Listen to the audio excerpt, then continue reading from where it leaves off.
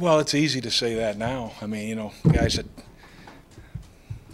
I don't know how many I've seen maybe one other time on a 4th and 1 inside your own territory that somebody went for it in a situation where the game was on the line. That was Belichick, and he never got it, lost the game against Indianapolis once, but I don't recall that ever happening.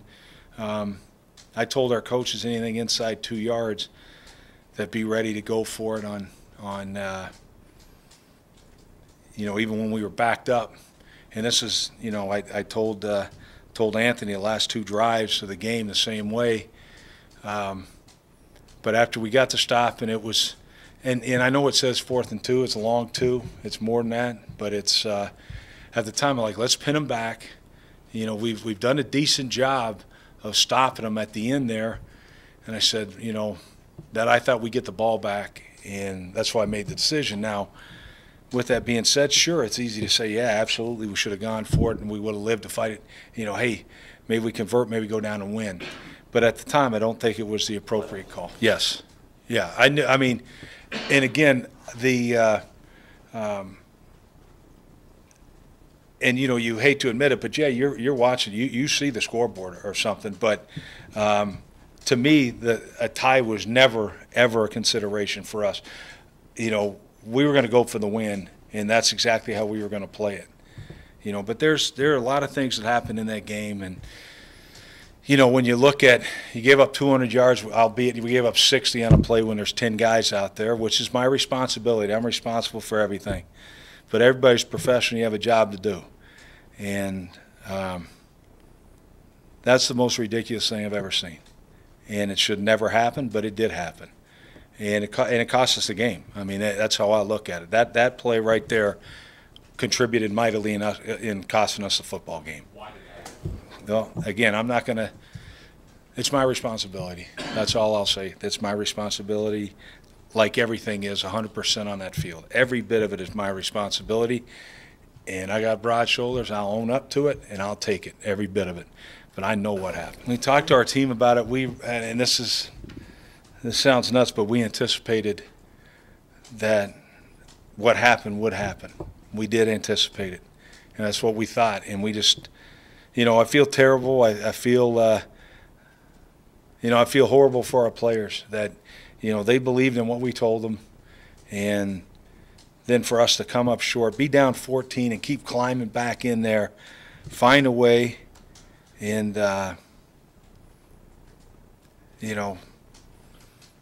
things just didn't go our way. There's a lot of things when you look at it on film, it's like, man, boy, that sure looks like a pass interference twice, but it wasn't called. And then here's this, here's that. You overcome everything, and then to lose the way we did, it was, man, it's just painful beyond belief. Well, I hope it isn't, but it's if it is, it's something I got to live with. That can't be easy for a man, for somebody who has so much pride in himself and so much self-confidence. Oh, I'm telling you right now how difficult it is. I had, a lot of games in my career that I've coached. There's one other game that, that I can think in my career that's as painful as this one. As a coach, I just want to win. I think these players deserve it, and I think it's. I don't think it's in the best interest of our team, not to play Tyrod. And the way I look at it is this: if I sit Tyrod Taylor down, okay, and I don't sit Kyle Williams down, it's because, Kyle, you're not as important as Tyrod, or this player's not as important as this guy, or whatever. I think, we just, I want to win the game. And that's how I look at it. So the next opportunity we have, I want to win the game. No. About that same question in regards to other positions? Well, no, that's what I'm saying. I think if, is there a chance to maybe look at, a guy that I want to look at is Logan Thomas, to maybe give him some reps? Yeah, I think so. But I'm still going to play Charles Clay. That's, he gets his best chance to win. But Logan Thomas is a guy that I want to see something from. So I'm comfortable. I know exactly what happened. But and I know the whole process of it, not just, you know, the last second of it. I know the whole process of it. So, you know, the only thing I do see on tape is I do see two of our players trying to call timeout. But that's what I see, because, you know, when I'm seeing it, I haven't seen the TV copy, and I don't care. I don't need to see the TV copy for the simple fact I know what happened. And when I tell you that I called timeout, that I wanted a timeout, I think is that's what I did. I wanted a timeout there. And the only reason I wanted the timeout is because I wanted to get a field goal block team on. Okay? And that was it. We never ran them on.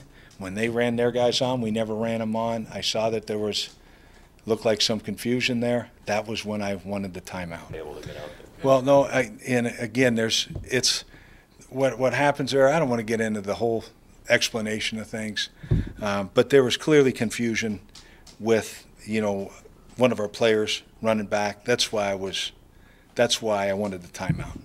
Okay.